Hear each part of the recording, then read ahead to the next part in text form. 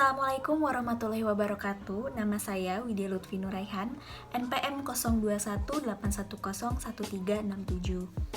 Di sini saya akan menjelaskan materi tentang database management untuk memenuhi tugas akhir sistem informasi manajemen.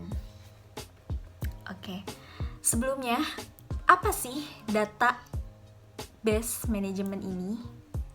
Data adalah segala macam bahan mentah atau sumber daya yang belum diolah di perusahaan. Ketika data tersebut diolah, maka akan berubah pengertian menjadi informasi.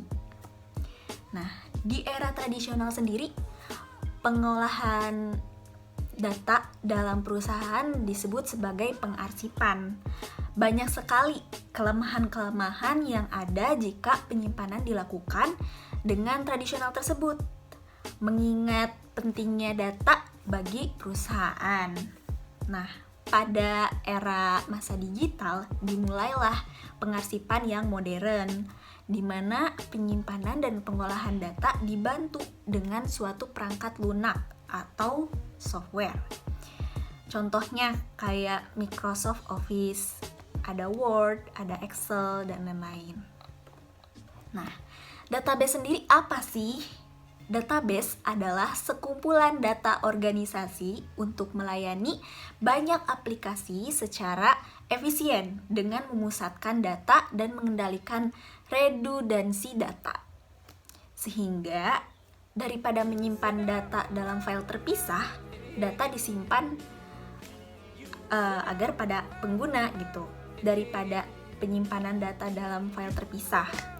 Data tersebut tampak seperti disimpan dalam satu lokasi.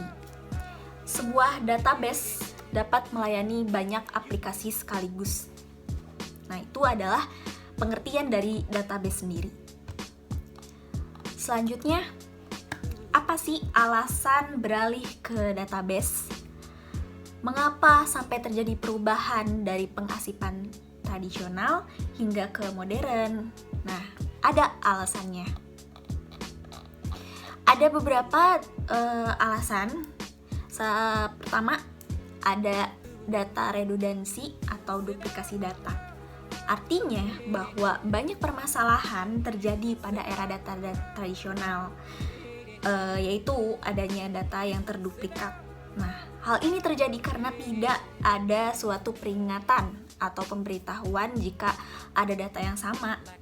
Sehingga ketika sama data akan terus tersimpan. Hal ini akan mengakibatkan banyaknya data yang sama, sehingga media penyimpanan menjadi penuh. Itu. Lalu yang kedua, ada data inkonsistensi atau data yang tidak konsisten. Artinya apa? Bahwa data memiliki value atau nilai yang berbeda, padahal menjelaskan suatu maksud yang sama. Untuk itu dapat dikatakan bahwa datanya bersifat tidak konsisten. Hal ini akan menjadi masalah jika ada penggunaan data di mana satu data memiliki makna yang ganda. Lalu selanjutnya ada program data dependence atau program data yang terikat. Artinya bahwa antara program data dan data memiliki keterikatan. Program dan data memiliki keterikatan. Hal ini dimaksudkan jika kita mengupdate suatu fitur di program, maka data juga akan terupdate. Mengapa menjadi masalah? Ya, karena bahwa ketika data terupdate, resiko data hilang, data error, ataupun data korup harus bisa diterima. Itulah kelemahan jika program dan datanya terikat. Selanjutnya ada fleksibilitas data terbatas. Artinya bahwa peruntukan penggunaan database hanya untuk satu kepentingan. Ketika digunakan untuk peruntukan yang lain menjadi tidak bisa. Itu yang dikatakan tidak fleksibel. Terus selanjutnya ada poor security, kelemahan keamanan data. Artinya bahwa pada saat pengarsipan tradisional sangat lemah dalam hal keamanan data, sehingga masalah data dicuri, bahkan data dimodifikasi menjadi banyak. Untuk itulah makanya ada era pengarsipan digital, agar keamanan data lebih terjaga. Dapat kita lihat jika era digital, kita bisa menggunakan password atau sistem pengamanan apapun.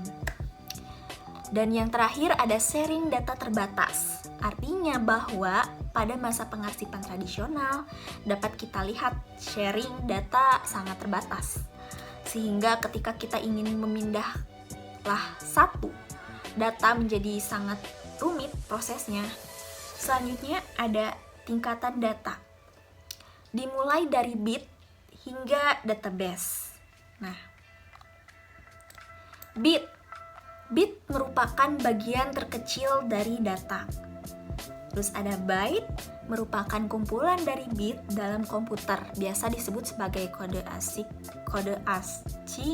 kode ASCII. Field merupakan kelompok dari kata ataupun nomor lengkap. Dan record kelompok dari field yang saling berhubungan. Ada file, kelompok dari record yang memiliki tipe yang sama. Ada database, kelompok dari file yang saling berhubungan.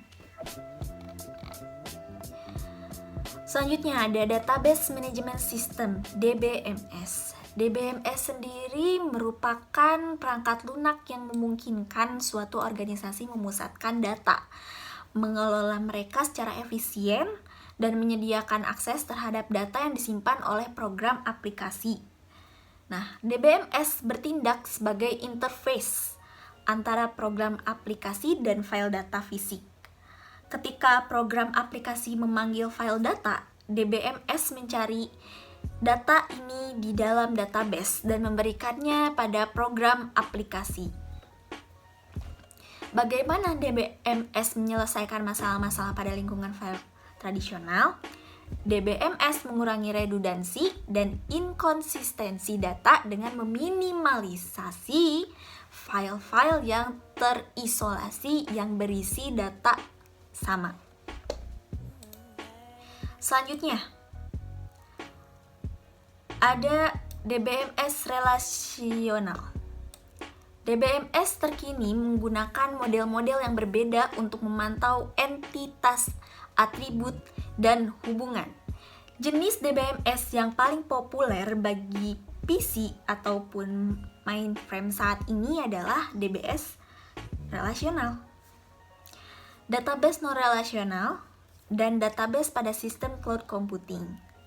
Sistem ini menggunakan model data yang lebih fleksibel dan dirancang untuk mengelola data berukuran besar yang didistribusikan pada banyak perangkat serta mempermudah dalam meningkatkan ataupun menurunkan skalabilitas. Selanjutnya ada pemrosesan analitis online atau OLAP, Online Analytical Processing. OLAP mendukung analisis data multidimensi, memudahkan pengguna untuk melihat data yang sama dengan cara yang berbeda dari berbagai dimensi. Setiap aspek dari informasi seperti produk, daerah, harga, waktu, biaya mewakili sebuah dimensi yang berbeda. Contohnya, seorang manajer dapat mempelajari bagaimana penjualan produk di area barat pada bulan Mei, bagaimana perbandingannya dengan bulan lalu, atau bagaimana perbandingannya dengan penjualan di area timur. OLAP memudahkan manajer mendapatkan jawaban secara online untuk pertanyaan seperti itu dengan waktu yang cepat, meskipun data tersimpan dalam database yang besar. Sekian materi yang bisa saya jelaskan tentang database management. Maaf apabila banyak sekali kesalahan. Terima kasih. Wassalamualaikum warahmatullahi wabarakatuh.